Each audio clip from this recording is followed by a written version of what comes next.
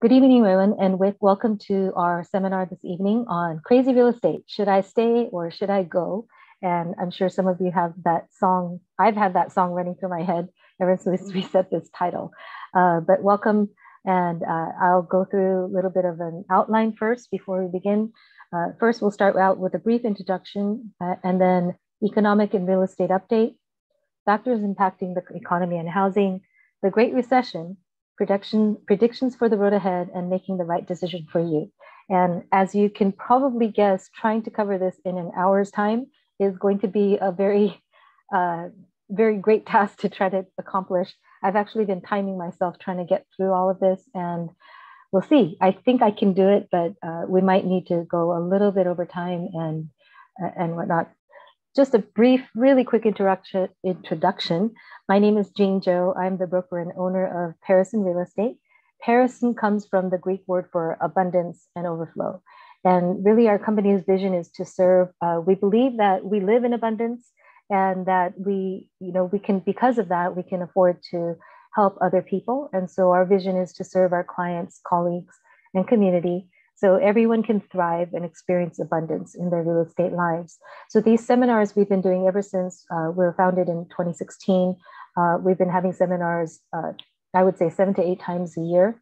And they were initially in person. And then as with many other things, once we got to we had the pandemic hit, we took this to Zoom and are still here. So we're hoping over the course of the year, maybe we'll have a couple in person, but for now, we're going to keep it to the online format.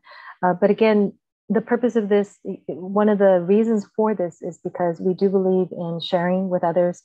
All of our seminars, I'm inviting and always welcome other real estate agents to join us because, rather than thinking of, oh, they're my competition, really, I think that the more that we all help each other, we can lift each other up and be better people, better agents, better people to help one another as well in our community.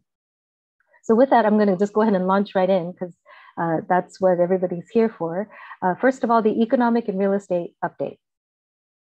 I thought it would be interesting to start off highlighting some of the headlines. And I'm sure if you're like me and if you've ever searched real estate or economy, then Google decides to throw a bunch of articles your way. And so this is just a smattering, a very small sample of what I've been getting.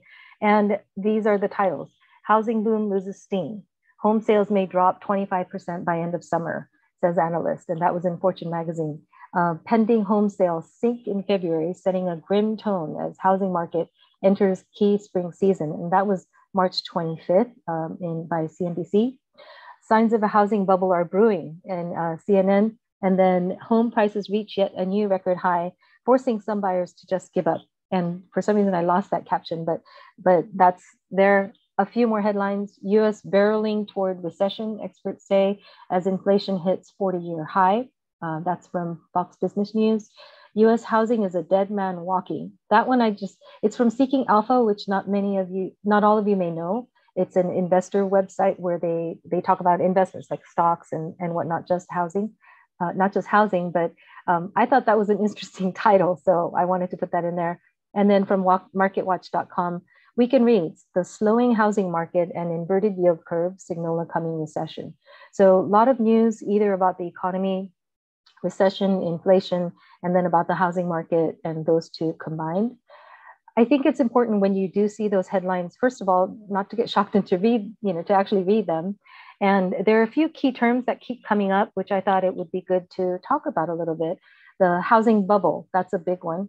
Slowing market, these others are similar. Slowing market, softening market, sales down, sinking, falling, a lot of terminology that you'll hear. First of all, in terms of signs of a housing bubble, I borrowed this from 4 Signs, an article from The Ascent, which is a publication by the Motley Fool, for also another investment advice column or blog. They have a blog and newsletter. And the title was 4 Signs That a Housing Market Crash is Coming. And these are the 4 signs. And I thought it was super interesting. So greater demand for homes than supply, check. Unusual spike in price of homes, yes. more investors than average entering the market because they're thinking that the prices are going to continue to go up. So they want to buy and then flip and sell. And then buyers willing to waive contingencies. And I just thought this was interesting because this is an article that just came up yesterday. And I think it's yesterday. And for me, it's like, this is how it's been in our market for close to 10 years. Has maybe the spike in the price of homes has mediated, so sometimes it's higher than others, but everything else, greater demand for homes and supply, low inventory that we're talking about, buyers willing to waive their contingencies, all of that has been a fact of life for us here in the Bay Area. It's not necessarily so throughout the country. So, you can see all the headlines, but you really need to keep in mind that part of it has to do with perspective of where we're coming from. Slowing market, or sales are down, or a lot of prices may drop. Home sales may drop 25%. Pending home sales sink in February. It's very kind of a fantastical headline because they want you to read. And whenever I read them, it's all end up saying kind of the similar things. There's not really a lot new under the sun. And I think it's important to really differentiate between sales volume or number of sales versus home prices. Because when they're saying this, home sales may drop or pending home sales sink, what they're talking about is that the number of sales, for the most part, which translates to the volume of sales, the dollar amount of how the full amount of transactions that are happening, those may drop. But you have to really drill down into, does that mean the prices dropped? Did that happen because the prices dropped, or is it because there aren't as many homes on the market? There's not a lot of inventory being sold. So, just as you read through the different news, news columns and articles, just something to keep in mind, because I'm always, I'm getting articles all the time from different people, from Google, from my husband. And I would say every time I read it, when they say these things, like things are going to drop, the housing market's going to slow down. In many cases, when you drill down into it, it's more a matter of inventory issues than it is the prices so far. I'm not saying it won't, but won't be prices, but lately it's actually more of that than anything else. So here's a look at nationwide, the 4-quarter price change by state. So this has to do with the home price index that comes from the source is Federal Housing and Finance Agency. And they publish a quarterly report on the house price index. And you can see here, all the states here, this is not a political map. It's not Republican, Democrat. The blue stands for if there has been appreciation in home prices. So as you can see here, no state in the last year has experienced a depreciation of prices, loss of price. The lowest price gain was 6.6%. And I knew it before, but it's slipping my mind. So 6.6%, and the very highest is 27.4%, which is Arizona down here, closely followed by Idaho, which is at 27%. And then you have Utah at 27.1%. So these states, Florida has had a big increase. California, we didn't do too badly. We're at 19.6%. And that's when you count the fourth quarter of last year compared to the fourth quarter of the year before. So almost a 20% increase in home prices. It's pretty big. So you can see why people are feeling like there might be a bubble. California, so going a little bit, drilling down a little bit, zooming down a little bit more into our state. This is a look at median sale prices since 2001. So it's just showing the appreciation of home sale prices again. And so you see since 2001, there's a steady increase, or it started really going up in 2005 and 2006, 2004 and 2005. And then here we see the home sales dropping. And here in 2008, this is when I started real estate. So I love to always look at that number. 2008, there was a 27% decrease in all of California in terms of the home prices. And then it steadily, it stayed down for a little bit. And then since 2012 has gone up and up and up to where we do see that again, 19.6% increase for last year. And this represents at this point a 214.3% increase since 2001. So even with the recession, all of that happened. we basically tripled in values in the whole state of California. Going more local, we'll say this is the chart for San Francisco, San Mateo, Redwood City, the region. So it's not specifically just the cities, but it's the general region from San Francisco to Redwood City. Similar pattern that we see here. We do have a little bit of a easing in 2006, but pretty much a similar pattern where we did have the prices drop drastically in 2008. And then not so bad. So I'll actually be talking about these numbers a little bit later in the presentation. And then since then, again, has increased and increased to where last year was a 15.7% for the region. And then that equals, that represents 216.7% increase since 2001. And again, that's even with a Great Recession in there. So going a little more into the numbers, this is for those of you who've been to our seminars before, I always like to show this slide, which shows the median sale price of single family homes in San Mateo County. And median sale price, basically what that's saying is that you have the same number of homes that sold higher than a certain price as below that price. So if the median sale price is 1 million, then you have, half the homes sold above it, half the homes sold below it. So that's the easy way to think about it.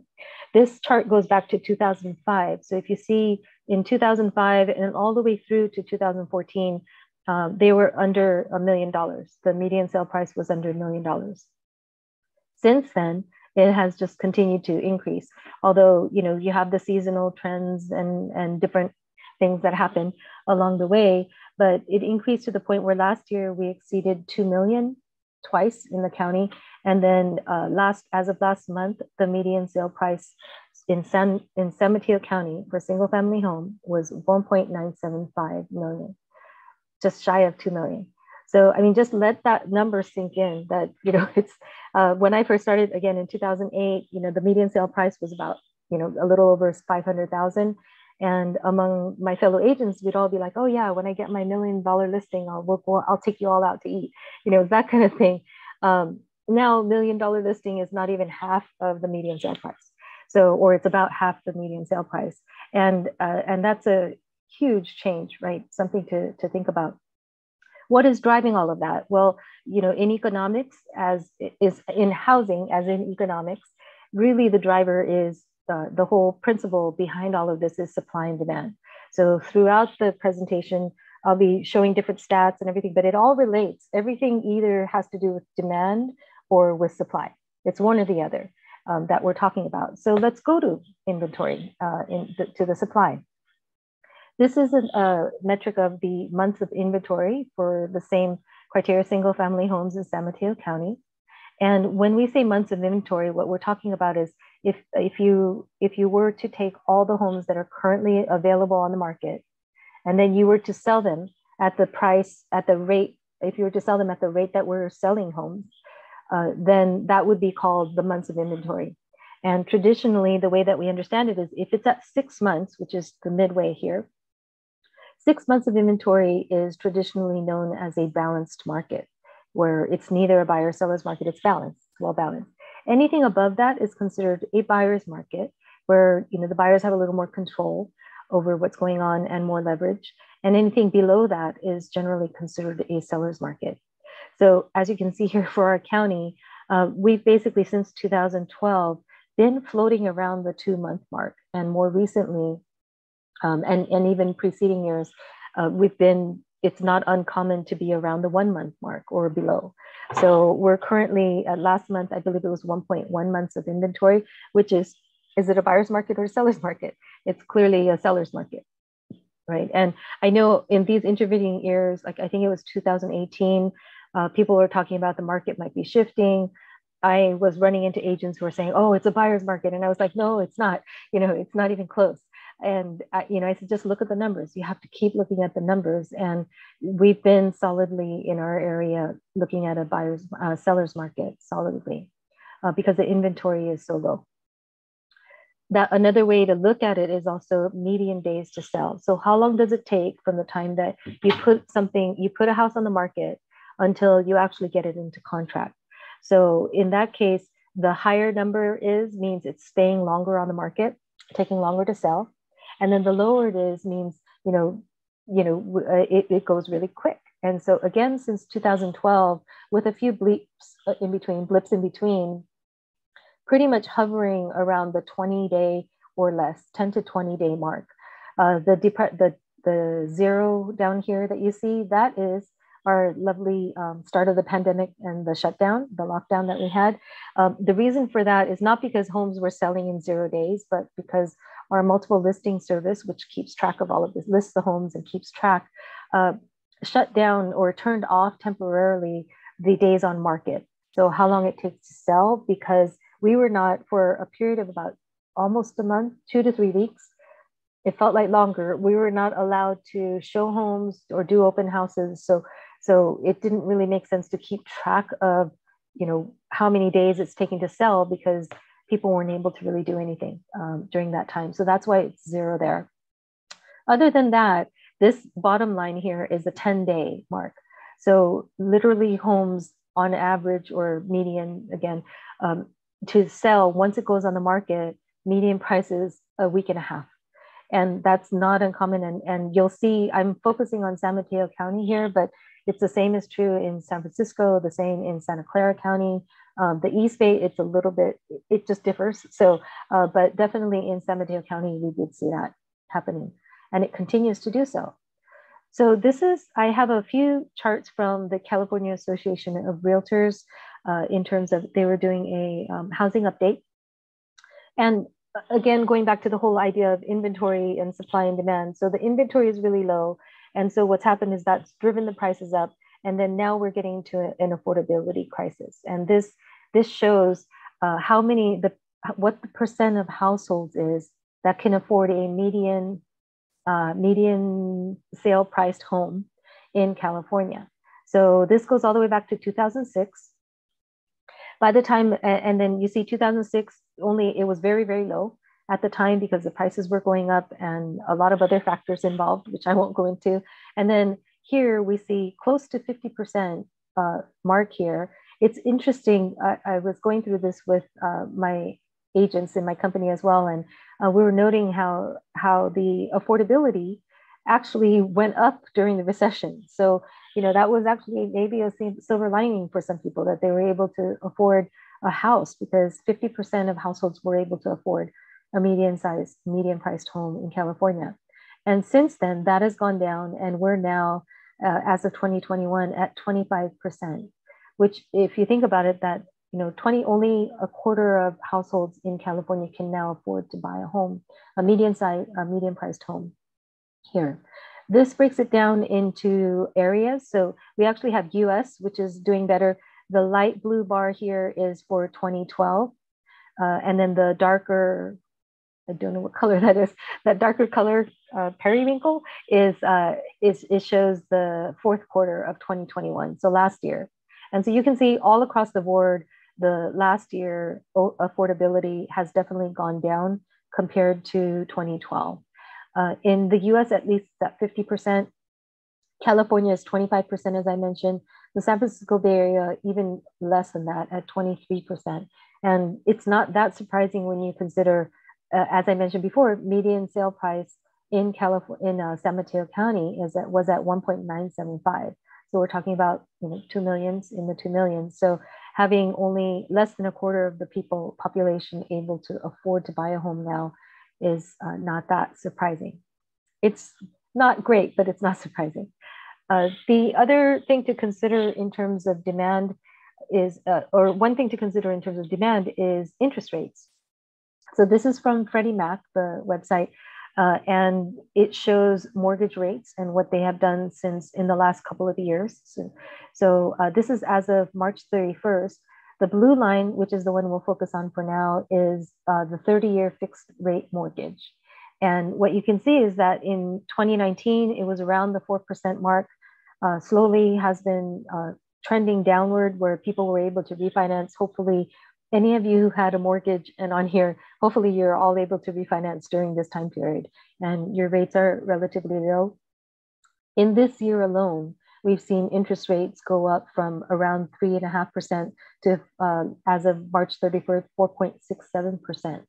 That does bounce up and down, so it's not a fixed thing. I think they are lower right now than this, but it's a steep incline that we've seen.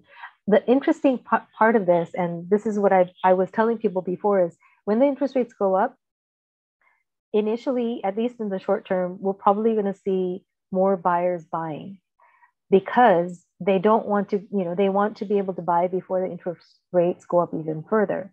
And so there's that phenomenon that we're seeing, and that's definitely true. And I don't think it's an unwise thing. I think it's something where people have to evaluate. I'm looking at an interest rate of at least in the fours, possibly, and they may go up further because of other things that I'll talk about, but they may go up further. And so do I want to, I don't want to wait because the prices continue to go up, interest rates are going up. It might not make sense to wait too long if I can find something that works for me, which is the trick. I did want to go more into the rental market, but I ran out of time because I was reading so many articles and putting so much information in. Rent, I just thought I would put this in here for now, where this is from the San Francisco Chronicle, which got the information from Apartment List. The source is down here. And they have a chart of the top 10 Bay Area cities for rent increases. And they're talking about from February 2021 to February 2022. Obviously, when the pandemic hit and people we had the lockdown and people started doing more work remotely. What we saw was a lot of the rental market started getting a little bit depressed in San Francisco, in San Mateo County, Santa Clara. The bigger cities started seeing people who were like, well, if I have to work from home, doesn't matter where I am. I'm going to go to somewhere maybe less crowded, maybe somewhere nice that I always wanted to be, and rent there for a while. So for whatever reason, we did see the rental market decrease a bit. I haven't touched on condos and townhomes here at all, but condos and townhomes the prices did get hit more than the single family homes would have, but we are seeing all of that coming back. And I'm sure, all of you who, as you're reading the news, you're hearing about, the bigger companies that are now telling their employees that they have to come back into the office, at least part-time. There's a lot that's happening. So we are seeing the rental market picking up for sure. In San Mateo County, we're the top 10. In city of San Mateo, the annual increase between February of last year and February of this year was 17%. So average price for a one bedroom is $23.70, for a two bedroom is $32.20, and then you'll see the rest here. So again, even for the rental market, the demand has been high. And so again, the prices, that warrants the prices going higher, right? Because if you have enough supply, people are picky, they're not going to pay top rents. It's because they are looking and because they're willing to pay the rents that there are. Something that we're noticing, fear of missing out. Another of my agents brought this up and I thought it was interesting to put in there. FOMO, fear of missing out. There is a phenomenon in New Zealand that they're now talking about, FOOP, and that's fear of overpaying. That there are buyers who are kind of getting tired of the market and the prices going up and up and up. And so they're afraid that, if there is a recession or if there's a change in the market, they would have overpaid, or the fact that they're having to pay higher, that they would have overpaid. So this is something that I've heard about. And if you haven't, I haven't actually heard about until one of my agents mentioned it, but I thought I would bring it up here because I think that's interesting I think it'll be interesting to watch. I am part of a network group of agents who do a lot of business in the area. And, we're talking about, buyers who are on one side or the other. Either they really want to buy or they need to buy. And so they're willing to kind of get out there and having to maybe bid higher. And then on the other end of it, buyers who are starting to get fatigued and feeling like this is too much. I can't, I got to either think about being, renting where I'm at or maybe moving out of the area. So that's something that we are seeing. And in the field, I always like to bring it back home to what are we experiencing now? Because a lot of times when I get articles or I'm reading articles, I feel like this is old news. This is stuff that we've, because, the statistics don't come in until sales close, right? So, and then they have to get evaluated and reports have to come out. So many times what you hear in the news is going to be a little delayed when it comes to the housing market. In terms of what we're experiencing in the field, continuing to have situations of multiple offers, of people offering, buyers offering over the asking price, a lot of off market, or as soon as it hits the market, sales will go. So definitely seeing all of that. And I also mentioned in terms of buyers, how buyers are feeling that right now the activity is still, buyers are still active. And there are some that are starting to get a little bit tired. So I think if there is going to be a shift, it would be probably in that area, if the demand, how the demand goes. But I'll talk about that further. So moving on, factors impacting the economy and housing. So besides what I've already talked about, California. So I'm sure many of you have heard about, out migration, that there are people who are leaving California. This is from PPIC based on the California Department of Finance statistics. And this was published in March of 2022, just last month. And they were showing California has been losing residents to other states for 2 decades. So this measures what's called net migration, which is if you take how many people are moving into California versus how many people are moving out, then you get that. That's what this number is here. So over the past 20 years, people have been moving to other states, and that did, get stronger. This does have 2021 measures as well. So it did get deeper, probably because of the pandemic. But it's not something new. It's something that was a trend happening. I thought this was a really interesting chart when I saw it. California has actually lost lower and middle income adults to other states, more so than the higher income levels. So lower income is, it's basically 2 times the poverty level. So that amounts to, if you're less than $52,400 for a family of 4. And middle income is between these two numbers, 52,401 or 131,000. So if you take a look at this, the red is for 2010 to 2015, and the blue is 2016 to 2020. By far, the populations that California has been losing in terms of the numbers that California has been losing in terms of population is the majority more lower income and middle income. And if you remember you recall the affordability factor and the rents going up, it's not surprising why. And that's really one of the reasons, that's one of the major reasons why people are choosing to move out of the state. In California, I mean, among the higher income bracket, 2010 to 2015 actually saw an increase of higher income residents, and then a slight, almost negligible decrease of the higher income. And, I don't need to go into, I think all of you know why that is, can see how that would be. But this is where we're at. This is a different chart by First Tuesday, and they're using data from the US Census Bureau. Red here shows the actual number of the total California population. The blue line here represents the percent of growth. So that's the chart here. And as you can see, it's been trending downward. So this goes all the way back to 1980. And the growth, California has been growing. And then since, mid 1990s until now, the percentage has been, growing about 1% rate, and then has gone down to where now there's a little bit of a negative for total population growth. So the difference between this and the other charts that I showed you is the other ones were focused on people moving out of state versus into state, right? This has to do with total population, just not the migration, but the total population. So it has decreased, but as you can see, it's still pretty high, right? We're still close to 40 million. So even with a decrease, it's basically, I won't go into the percentages, but it's basically increased quite a lot.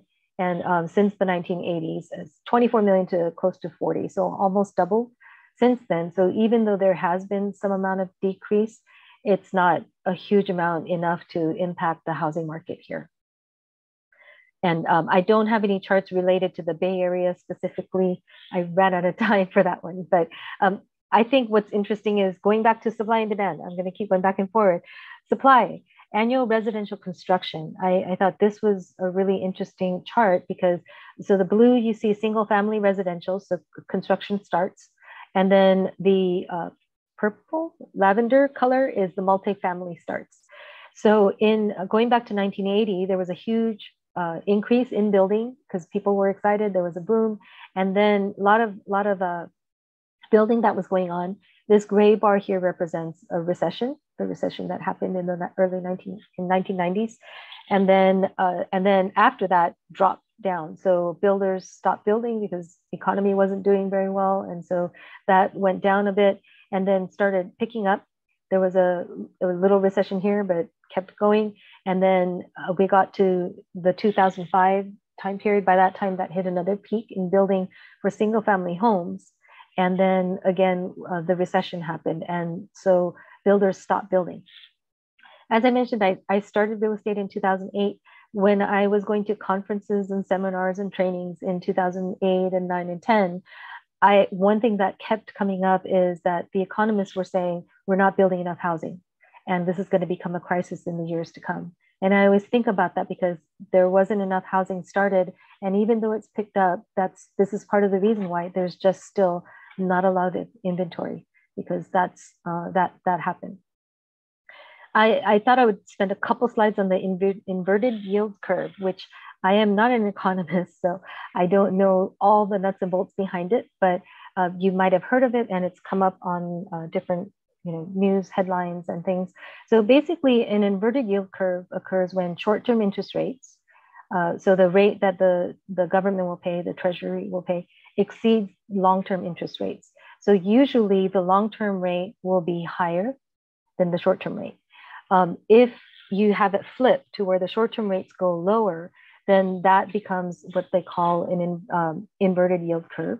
And that's an indication of investors' confidence. As of March 26th, the spread between the 10-year Treasury note and the 2-year note, which is one of the biggest measures, that was around 0.2%. And I believe last week it actually did do a slight inversion. But in any case, it's been very close in terms of short-term rates versus long-term rates.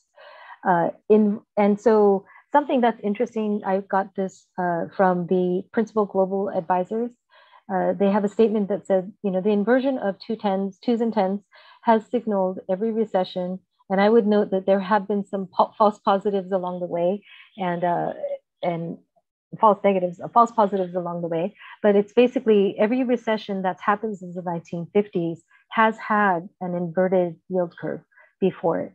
So this includes the early 1980s recession that followed former Fed Chairman Paul Volcker's inflation fighting effort, the early 2000s downturn marked by the bursting of the dot-com bubble and the 9/11 terrorist attacks and corporate accounting scandals, 2007 to 2009 Great Recession, which was triggered by a global financial crisis, and the brief 2020 contraction fueled by the COVID-19 pandemic. So it's not a hard and fast rule that just because you have an inverted yield curve that you're going to have a recession, but people are watching that figure and saying it's possible that we will maybe hit a recession. This is a chart that maybe we have a recession coming up soon. This is a chart that shows that. So this big dark blue line is showing where the yield curve is. And so when it goes below zero, that's what they call an inverted yield curve. And you'll see that whenever it went down, or before the recessions, which are these shaded parts here, that there were times when the inversion happened. So they'll have inversion that happened 17 months before this little recession here, inversion 9 months before this one here, inversion 19 months before this one in the 90s, all of that. And then another one here that was right before the Great Recession of 2007 to 2009. So that's something that people are thinking about. And so that brings me to the Great Recession of 2007 and to 2009. So what went wrong? I think it's important to really evaluate that because people are talking about recessions and getting nervous about it. And I think it's really important to hone down, what happened during that recession. There were lax lending standards, as I'm sure many of you have heard. When I started real estate in 2008, everybody was telling me loans are so hard to get now. And I said, what makes it hard? And they said, well, you got to show all your documentation. for a loan. And for me being a newbie, I was like, isn't that how it should happen? That you should prove that you have the income that you stated? And they said, no, there was a breathe on a mirror test. And I heard this from many people, and they said, I don't know if it literally, I don't think it literally happened, but they were saying literally all you needed to do was, if you breathe on a mirror and if it fogs up, then they'll give you a loan, because basically if you're alive, they give you a loan. That was how easy it was to be able to get a loan in the days leading prior to the recession. Subprime loans. So these are adjustable rate, not the prime, special good loans, but adjustable rate, interest only, where you would only make payments on the interest along the way. And people were promised that, from there they can refinance when your house prices go up. And then when that didn't happen, that caused a problem, right? Because they couldn't refinance anymore because their houses weren't worth what the loan was at, what they owed on the property. Just a side note that many of the subprime loans, a majority were actually offered to many minorities at the time. So there was a lot of discriminatory practices as well, where people who would otherwise could have still qualified for the A+ loans were not even offered that. And so there's that aspect of it too, which I won't go into, but it was happening. And then purchases based on little or no down payment. So people were able to go in with zero down and no skin in the game. And so what would happen is that, they're told, well, once your house price increases, you can refinance, all of that. Once they couldn't do that because the house prices started, going down, or also because people were losing jobs and whatnot, then it was easy to walk away. You miss your payments, go into default, and it was easier to walk away. I'm not saying that everybody did, but it was, if you don't have any money in the house, then it's easier to be able to kind of, take your, move on to the next thing. And note that the Great Recession is the only one really triggered directly by the housing market, which the housing market really had a huge impact on this recession happening the way that it did as compared to other recessions that have happened. This is a slide which you will not see anywhere, because this is one that I've always intuitively known, and talking to people, our area, the Bay Area, didn't really get hit as badly and recovered faster than other areas per se. So what I did was, there are two charts. This one is counties, 7 of the counties in the San Francisco Bay Area. And as you can see here, so San Mateo County, our median sale price in 2007, which is right before that's the peak, right before the recession, was at 888,888, which people like the number, the 8 number, but it happened to be that. I didn't make that up. And then 2011 is the lowest that it went before prices started recovering. And so this is the kind of the lowest point. And so it was at 625,000 at that time, and that represented a 30% decrease compared to 2007 values.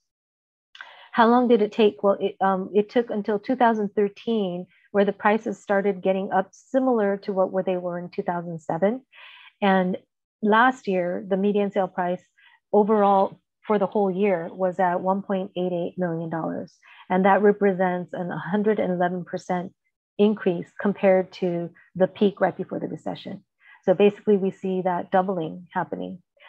Same is true for San Francisco, very similar numbers. And as you see, there were places that were hit more. So as you go down in price, we have Alameda County, Monterey, Contra Costa. Monterey County had 678,000 was their median sale price in 2007, and went down to the lowest at 252,000, which represents a 63% decrease, which is huge. I mean, it's more than half, right? So, and then it did take longer. So until it got up to the 678, getting back to the 678 took until 2019, which is a 12-year. So even at its worst, 12 years to recover. And then median price last year was at 840,000, which represents a 24% increase. So, over the course of 14 years, still an increase over the long term. Here, I took some cities, representative cities in San Mateo County. And again, this is for single family homes, if I didn't mention that in the last slide. And this was interesting because I actually put them in order of the median sale price number. And so you get Daly City at the top, 711,000 was the median sale price at the peak before the recession. At the lowest in 2011, it was at 462,000. So lost value of 35%, which is not little, right? So it lost 35% within that 4 years. The time it took until 2014 to get back to where it was before the recession. And so a period of 7 years. So it took 7 years. And then last year, the median sale price was 1.227, which represents a 72% increase. So you can see the numbers are, yes, it wasn't great because it was a 35% loss. And, just as a whole, the cities that had lower median sale price, lower price homes, tended to have a bigger loss because of the recession. And took until this one, of course, and they take until about 7 years.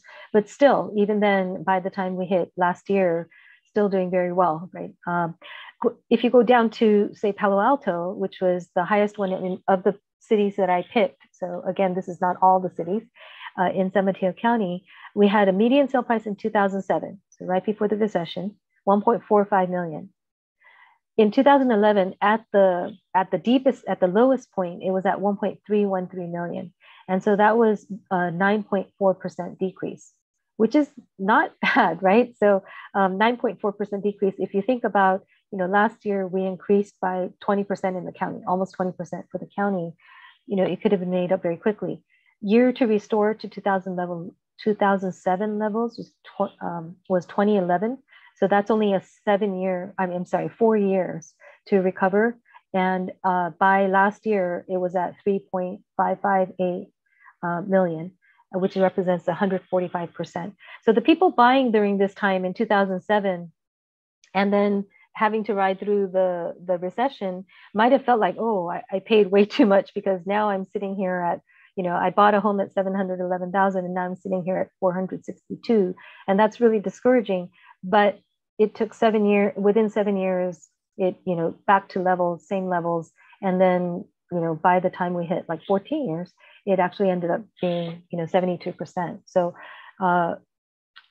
pretty good numbers. And this is, again, a recession that was very, fueled a lot by the housing crisis. How things have changed. There are much stricter lending and appraisal standards. Anybody who's tried to get a loan or refinance, you already know that. There are no subprime loans. There might be some out there, but they're not the main product that's out there. High down payments. So most buyers are coming in with at least 20%. Many are coming in with more than that. And then all cash offers are still there, still around, not as prevalent as they were maybe about, I would say 7-8 years ago, but they're still around. So so people have that, and people have that equity in their homes that they're developing. Here, this is an analysis from CoreLogic, which does a lot of data crunching. And it basically, I don't want to spend too much time on it because I'm running out of time, but basically it said, the homeowners in the US had an increase of $3.2 trillion worth of equity, which represents 29.3% increase in their equity. And in 2021, people with negative equity was only about 2.8% of all mortgage properties in the country.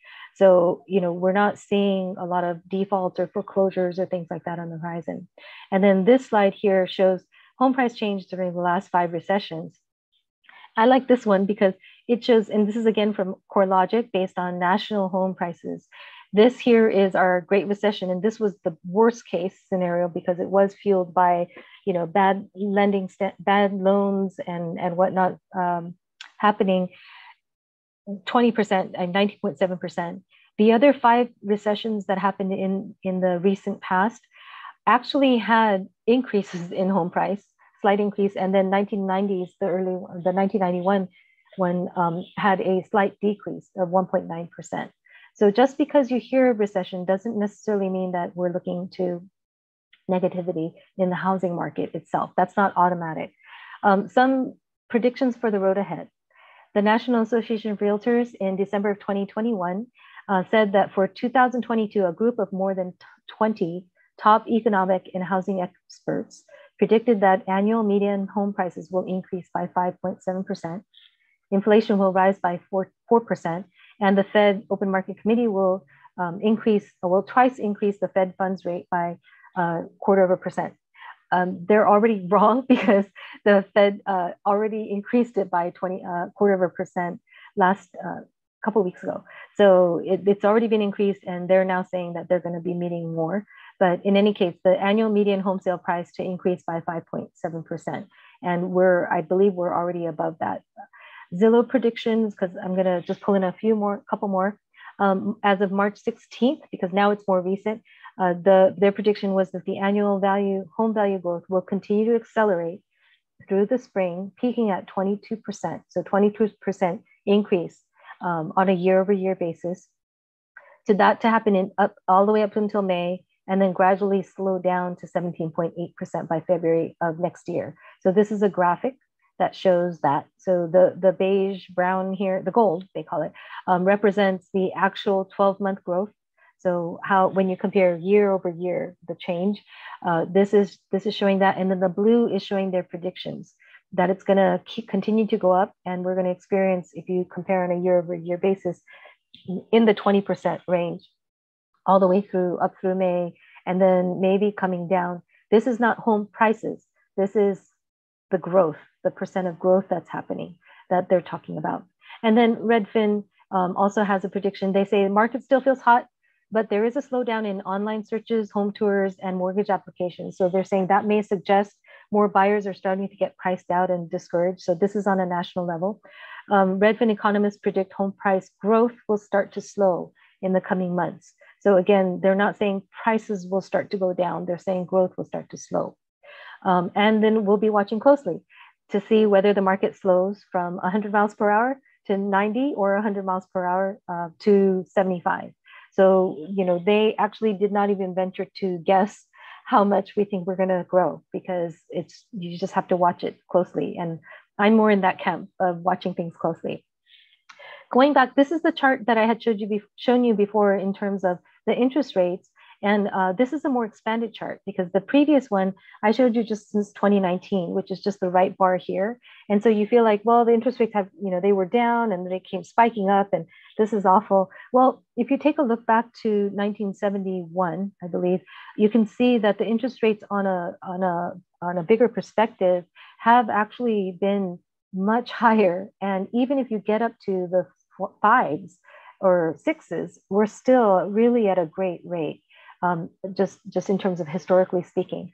One of the agents in our company actually bought his home right here at the peak. He always likes to say in the early 1980s. But since then, obviously has refinanced. But you can see that even if the interest rates do go up, we're still in real favorable. They're still really good in terms of for buyers. This is just a quick look, because I had shown you the appreciation and depreciation. I like this chart, but it only goes up to 2020, but it basically shows trends going back to 1976. Every time there's a positive, that's showing that the prices were increasing. So this is percent appreciation of prices. And you can see here from 1976 all the way to 1989, this is 14 years where there was, home prices were continuing to go up with a little bit of a dip in the middle. Then there were 5 years after the recession of the early 90s where home prices were going down, did depreciate. And then you had another 12 years here of continued appreciation right before the recession, the Great Recession, which we had 5 years of depreciation. So I like to show this because you get to see the cycles. Like sometimes you'll hear about real estate cycles. And so again, 14 years, 5, 12 years, 5. Here, this chart had only been measuring up to about 2020.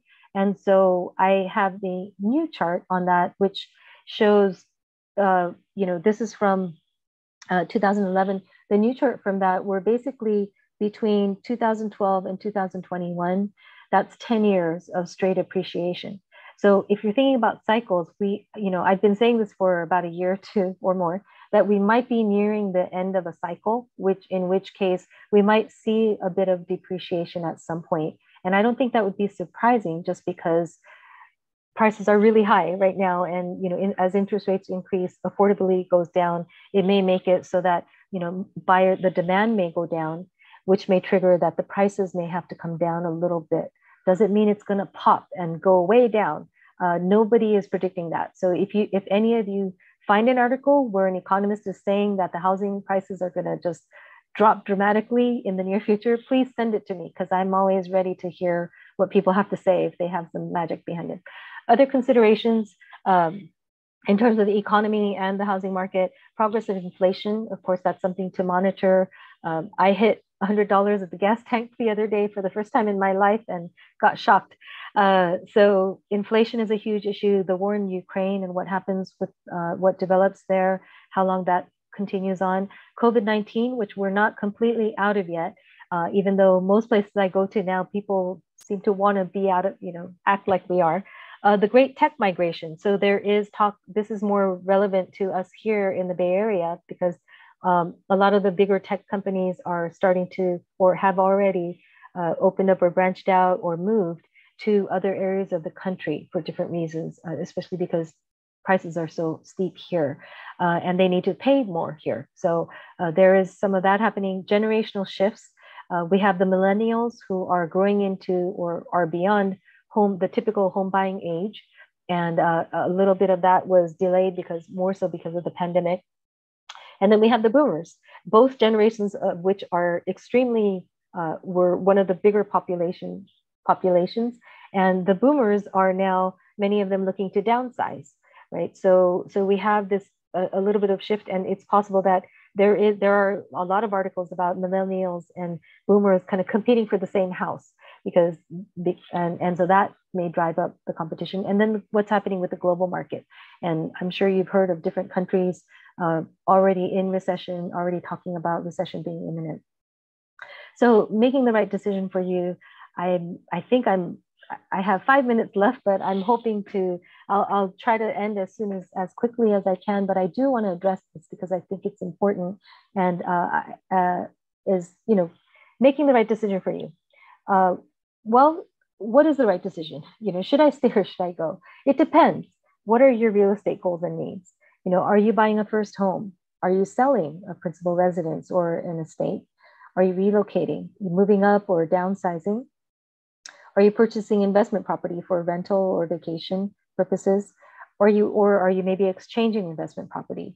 Are you purchasing a property to fix and flip it, to be able to fix it up and then turn around and sell it? So depending on what your goals are, that's going to determine, that will have a huge impact in terms of what is the right decision for you. And rather, even more so than what is the economy doing, what's the market doing, trying to time that. If you listen to even any investment podcasts, they all talk about, it depends on what are your needs, personal factors. So your personal situation, do you have a growing family and you need a bigger home? Do you have are you empty nesting? And so you do with a smaller home, and maybe you want to travel. Personal needs changing with age. If you're in people who are in a 2-level home, as you're aging, may want to switch to a single-level home for convenience and being able to get around more easily. Maybe wanting to be closer to relatives and family.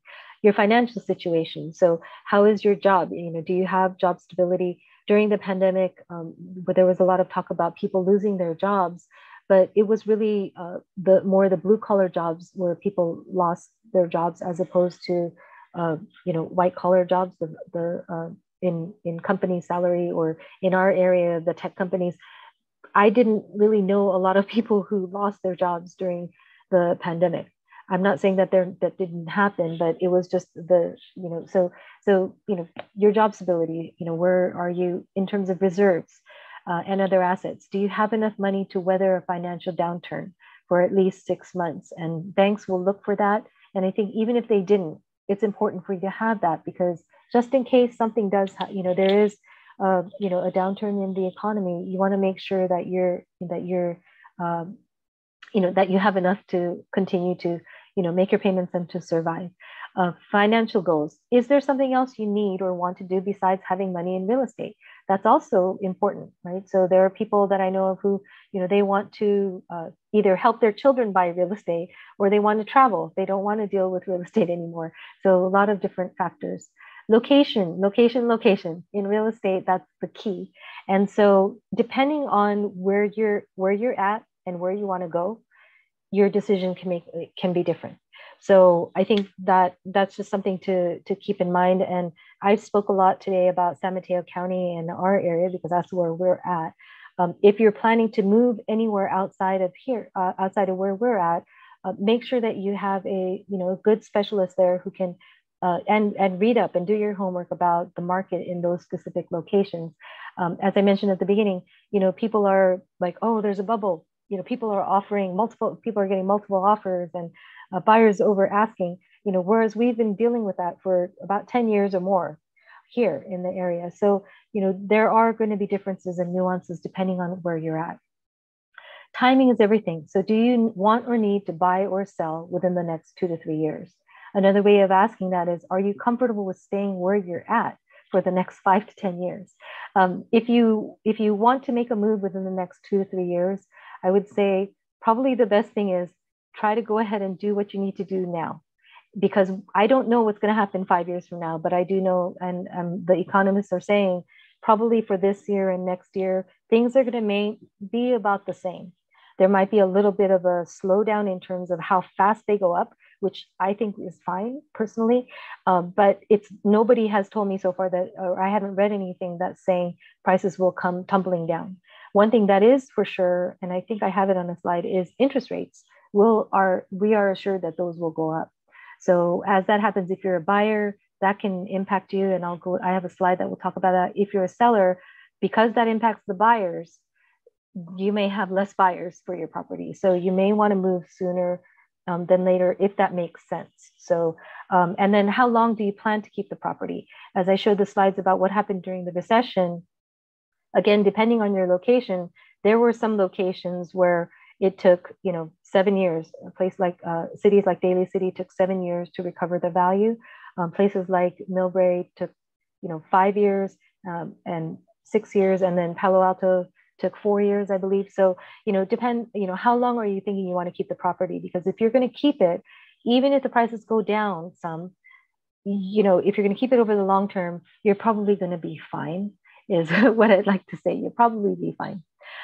Interest rates. So I'm not going to read this, but in the interest of time, but basically it's talking about, and this is from the US News and World Report, saying that the Fed on March 16th raised the rates by 25 basis points and said that they plan to increase 6 more. They're going to be meeting 6 more times in this year, and possibly 3 more next year. And each time saying that they're expecting to raise the rates as needed, and not ruling out that they may go up by as much as 50 basis points, which is 0.5%. So interest rates going up, I've been saying for a few years, because we kept being told interest rates are so low, they can't last, they're going to start going up, and it hasn't, but we're actually seeing it happening. Here's a chart, and I'll focus on the $1 million one for now. One of the loan agents that I worked with, thanks to Ron Tan at First Bank, pulled up these numbers for me. And basically this shows if you have a $1 million mortgage, 30-year fixed rate, if the interest rate was 3%, the payment would be $42.16. If it's 4%, $47.74. And if it's 5%, $53.68. So each jump in the interest rate represents about a 13%, well over 10% change. So if you're going from 3 to 5%, that's 25%. It's less than 25% because you have to do aggregated, but it's a significant change, right? If you're going, just a 1% increase can impact you in about 10%, more than 10% in terms of what you're paying. And so, as the interest rates go up, in order for you, you're basically losing about 10% of your buying power. So in terms of how much house you can buy with the same payment, it's going to equal, something like 10%. So, if you're hearing out there, oh, the prices are going to go down, which I haven't heard, but if you do, even if they go down by 10%, if the interest rate went up by 1, 1%, then you're still just breaking even, right? And the probability of them going down, the prices going down by 10% is not very high. Other factors, another factor regarding real estate to keep in mind as you make your decisions are all the different laws. So there are federally talk about all the time, they talk about changing how they deal with capital gains and stepped up basis and estate taxes. And I'm not going to go into those, but 1031 exchanges. And so 1031 exchanges, if you're selling an investment property and buying a new one and being able to defer the capital gains on that, there has been talk about capping how much you can defer. State and local rental restrictions. So if you're buying investment property, you really need to be aware of what's happening in California and your local jurisdiction. So that can be changing and impact whether you have something as a good investment or not. Proposition 19 is a proposition that happened, passed in November of 2019 and took effect last year. And the good part of it, it was able to allow homeowners 55 and up to be able to sell their existing property and go to another place in California and keep their property taxes with them. So kind of ease the burden of 55 and up and victims of wildfire and permanently disabled being able to move. The negative piece of that is that it changed that if on inheritance properties. And I'm not going to go into that. Several of these we actually have done other seminars on, so you're welcome to look into that more. And I'm going to be talking a little bit more about Prop 19 in a little bit. AB 1771 is a new one that's being proposed right now in the state legislature that would impose a 25% tax, capital gains tax, on if you sell your home within 3 years of buying it. And then that would phase out over the course of 7 years, 5% every year.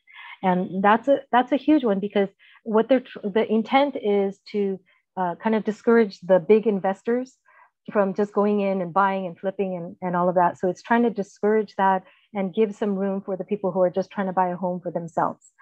But, I have had, many clients who buy a home for themselves and then their needs change.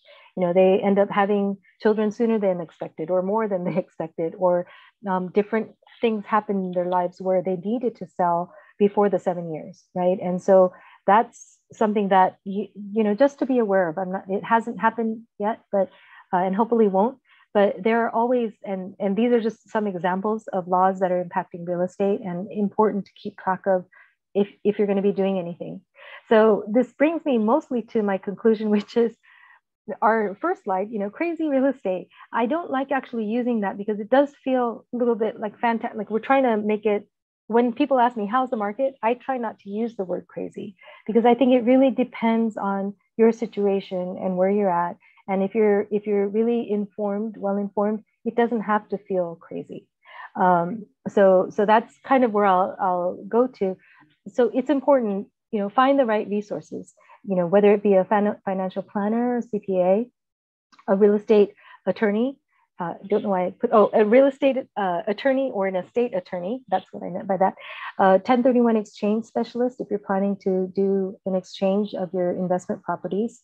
Mortgage lenders and brokers, important to have, find a good specialist resource there. Reverse mortgages, if you're thinking about doing that. And then real estate specialist, I got to throw that in there, of course.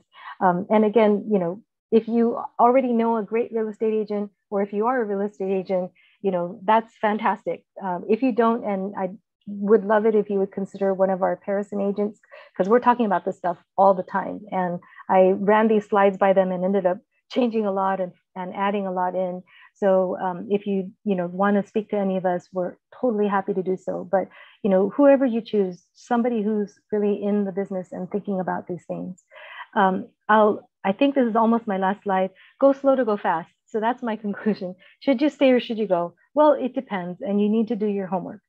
This quote by Abraham Lincoln: "Give me 6 hours to chop down a tree, and I'll spend the first 4 sharpening the axe." Right? Importance of importance of preparation, importance of doing your homework, and really examining all of your options before you make a decision on what you're going to do. Okay, so that comes to the conclusion of what I have prepared for this evening. And I really hope that this has provided a lot of helpful information for you. If you are planning to do any kind of a move, whether it be in the near future or maybe in the long term, I really do, as I said earlier, advise that you contact a specialist, somebody who can give you the information, provide the information that you need to make informed decisions. And we're here in a great place. As I said at the beginning, we do live in abundance, and I think as we help each other, we will thrive. And so, with that, thank you very much for joining us, and I wish you all a good evening. Bye.